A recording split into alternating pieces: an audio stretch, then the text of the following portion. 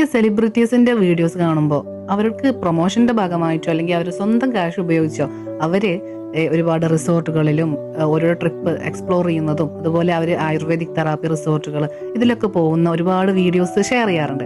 അപ്പൊ ഇത് കാണുമ്പോൾ ചില ആൾക്കാർക്ക് ദഹിക്കുന്നില്ല. അവര് ഇതിന് താഴെ വന്ന് കമന്റ് ഇടുന്നത് കുറേ കമന്റുകൾ, നല്ല രസകരമായ കമന്റുകളുണ്ട്. എന്തൊക്കെയാണെന്നറിയോ?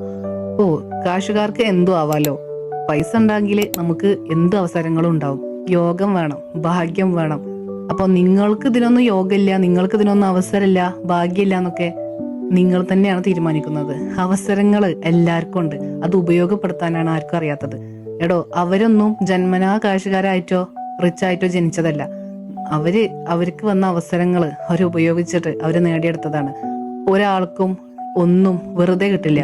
എടോ, നമുക്കും യോഗ ഉണ്ട്, നമുക്കും ഭാഗ്യമുണ്ട്. അത് നമ്മൾ വിചാരിക്കണം. നമ്മൾ ആ വെറുതെ ഇരിക്കുന്ന സമയത്ത് നമ്മൾ എന്തെങ്കിലും ജോലി ചെയ്താൽ നമുക്കും എന്തെങ്കിലുമൊക്കെ ആവാം. അവർക്കും നമ്മളെപ്പോലെ വെറുതെ ഇരിക്കണമെന്നും വെറുതെ ഇരുന്ന് റീല് കാണണം എന്നൊക്കെ അവർക്കും ആഗ്രഹം ഉണ്ടാവും. പക്ഷെ അവര് വെറുതെ ഇരുന്നിട്ടല്ല, അവർ ആ സമയങ്ങളിൽ കൂടെ പ്രവർത്തിച്ചിട്ടാണ് ഇതുപോലെ എക്സ്പ്ലോർ ചെയ്യാനൊക്കെ പറ്റുന്നത്. ഈ സോഷ്യൽ മീഡിയയിൽ കാണുന്ന ഇവരുടെ വീഡിയോയിലൊക്കെ നമ്മൾ നല്ല ഭാഗങ്ങൾ മാത്രമേ കാണുന്നുള്ളൂ. ഇവർക്കൊക്കെ ടെൻഷൻ ഉണ്ട്, സ്ട്രെസ് ഉണ്ട്, പ്രശ്നങ്ങളുണ്ട്, ഒക്കെ ഉണ്ട്. ഇതൊന്നും ഭാഗ്യത്തിന്റെയോ യോഗത്തിന്റെയോ അല്ല. ഒക്കെ ഓരോരുത്തര് സ്വന്തമായിട്ട് അധ്വാനിച്ച് നേടിയെടുക്കുന്നതാണ്. അവരുടെ ലൈഫ് അവരാണ് ബിൽഡ് ചെയ്തത്. അതുപോലെ നമുക്ക് നമ്മളുടെ ലൈഫിൽ എന്തൊക്കെ വേണമെന്നുള്ളത് നമുക്ക് തന്നെ തീരുമാനിക്കാം.